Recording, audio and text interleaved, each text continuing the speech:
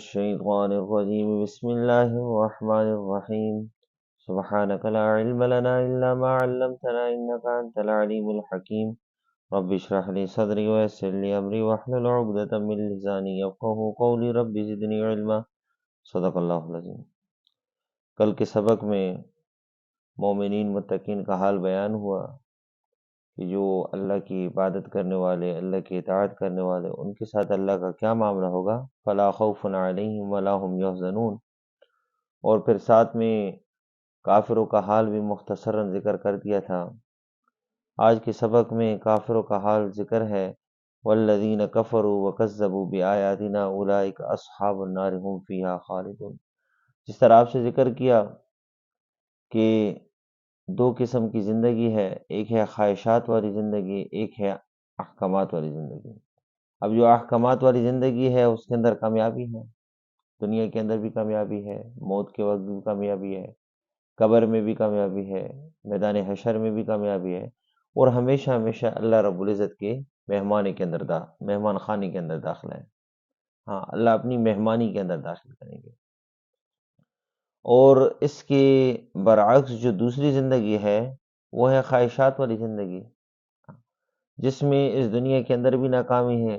جس طرح ذکر کیا تھا، من اعرض عن ذکری فإن له معیشۃ ضنکا۔ اللہ فرماتے ہیں جو ہمارے ذکر سے اعراض کرتے ہیں، یہاں پر علماء نے لکھا ذکر سے مراد دین ہے، جو ہمارے دین سے اعراض کرتے ہیں، فإن له معیشۃ ضنکا، ہم ان کی زندگی کو تنگ کر دیتے ہیں۔ باوجود وسع ہونے کے باوجود سب کچھ ہوگا، لیکن ان کی زندگی تنگ ہوگی، پریشانی ہوگی، مشکلات ہوں گی۔ من اعرض عن ذکری فإن له معیشۃ ضنکا ونحشره یوم القیامۃ اعمی۔ ہم ان کو قیامت والے دن اندھا اٹھائیں گے۔ اللہ فرماتے ہیں ہم ان کو قیامت والے دن اندھا اٹھائیں گے۔ وہ کیا کہیں گے، رب لم حشرتنی اعمی وقد كنت بصیرا، اے اللہ ہمیں اندھا کیوں اٹھایا، ہماری تو آنکھیں بھی تھی۔ اللہ کیا فرمائیں گے، کذالک اتتک آیاتنا فنسیتها وکذالک اليوم تنسی۔ ہاں، کہ اسی طرح ہماری آیتیں بھی تمہارے پاس آتی تھی، ہماری نشانی بھی، لیکن تم نے ان کو کیا جھٹلا دیا، ان کو بھلا دیا۔ ہاں، آج تم بھی بھلا دیے گئے۔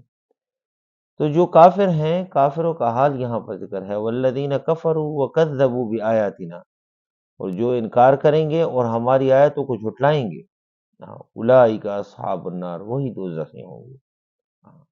اللہ کے نافرمانوں کا ٹھکانہ کیا ہے، دوزخ ہے۔ وَإِنَّ الْفُجَّارَ لَفِي جَحِيمٍ يَصْلَوْنَهَا يَوْمَ الدِّينِ وَمَا هُمْ عَنْهَا بِغَائِبِينَ وَمَا أَدْرَاكَ مَا يَوْمُ الدِّينِ ثُمَّ مَا أَدْرَاكَ مَا يَوْمُ الدِّينِ۔ یہاں پر قیامت کے دن کا حال بھی بیان ہوا اور پھر کافروں کا حال بھی بیان ہوا۔ کافر کہاں پر جائیں گے، وَإِنَّ الْفُجَّارَ لَفِي جَحِيمٍ، جحیم میں جائیں گے۔ اور ایک جگہ ذکر کیا فرمایا، وَمَا أَدْرَاكَ مَا هِيَ نَارٌ حَامِيَةٌ، حاویہ کیا ہے، دہکتی ہوئی آگ ہے، دہکتی ہوئی آگ، جہاں پر کافر لوگ جائیں گے۔ اللہ ہم سب کی حفاظت فرمائے، کیونکہ اصل تو ہے، اصل اللہ کی اطاعت ہے، اللہ کی عبادت ہے، کامیابی ہے۔ فَمَنْ زُحْزِحَ عَنِ النَّارِ وَأُدْخِلَ الْجَنَّةَ فَقَدْ فَازَ۔ اللہ نے فرمایا جو آگ سے بچا دیا گیا اور جنت میں داخل کر دیا گیا، یہ کامیاب ہے۔ جو جہنم کی آگ سے بچ گیا، جنت میں داخل کر دیا گیا، یہ کامیاب ہے۔ کیونکہ اللہ ہم سب کی حفاظت فرمائے۔ جہنم کے اندر جو عذابات ہوں گے، ان شجرۃ الزقوم، وہ زقوم کا ایک درخت ہوگا جو ان کو کھانے کے لیے دیا جائے گا۔ طعام اثیم کالمہل یغلی فی البطون کغلی الحمیم خذوہ فاعتلوہ الی سواء الجحیم ثم صبوا فوق رأسہ من عذاب الحمیم۔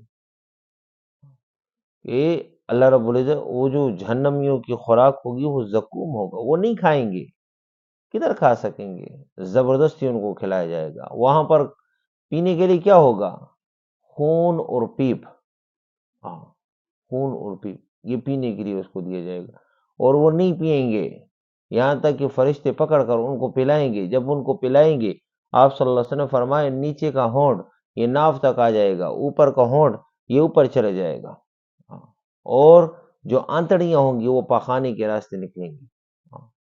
اور اللہ رب العزت ثم بدلناہم جلودا، ان کی جو جلدیں ہوں گی یعنی آگ کی وجہ سے ان کی جو جلد ہوں گی وہ جل جائے گی، دوبارہ ان کو نئی جلد دی جائے گی، پھر ان کو عذاب ہوگا، پھر دوبارہ نئی جلد دی جائے گی، ہر مرتبہ ان کے عذاب میں بڑھتا جائے گا، ہر مرتبہ ان کا عذاب بڑھتا جائے گا۔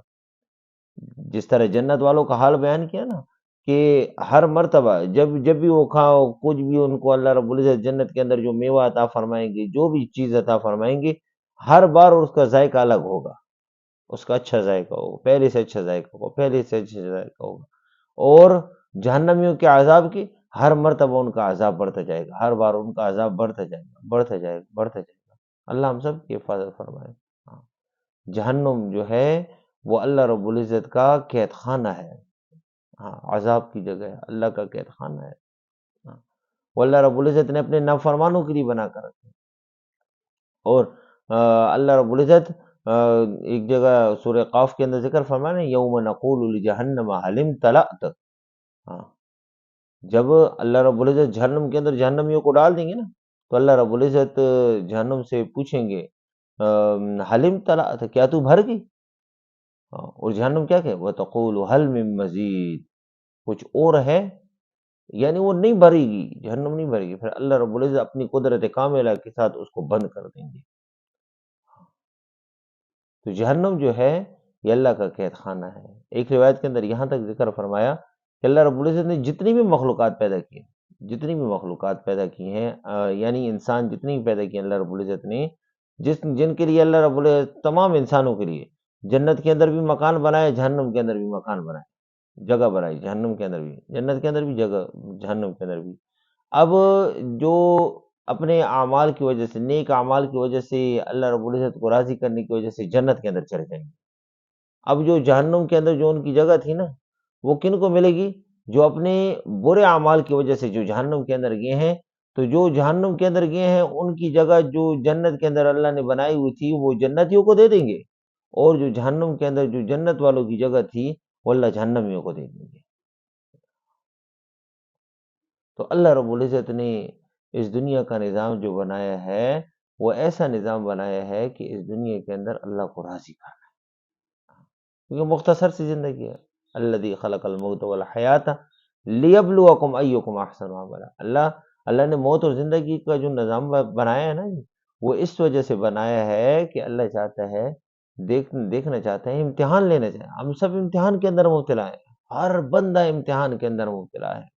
غریب اپنی غربت کے اندر امتحان میں ہے، امیر اپنی امیری کے اندر امتحان میں ہے، صحت والا صحت میں امتحان میں ہے، اور بیمار جو ہے وہ اپنی بیماری کے اندر امتحان میں، بادشاہ اپنی بادشاہت میں امتحان میں ہے، فقیر اپنا فقر کے اندر امتحان میں ہے، ہر بندہ امتحان میں ہے، بڑا بھی امتحان میں، چھوٹا بھی امتحان میں، مرد بھی امتحان میں، عورت بھی امتحان میں، ہر بندہ امتحان کے اندر مبتلا ہے۔ اب کامیاب کون ہوگا؟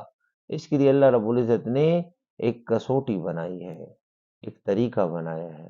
والذین جاہدوا فینا لنہدینہم سبلنا، جو ہم تک پہنچنے کی کوشش کرتے ہیں، ہاں جو ہم تک پہنچنے کی کوشش کرتے ہیں، ہم ان کو اپنے تک پہنچنے کا آسان راستہ سمجھا دیتے ہیں۔ ہاں، اللہ ان کو اپنی رضا نصیب فرما دیتے ہیں۔ من کان للہ کان اللہ لہ، جو اللہ کا ہو جاتا ہے اللہ اس کا ہو جاتا ہے۔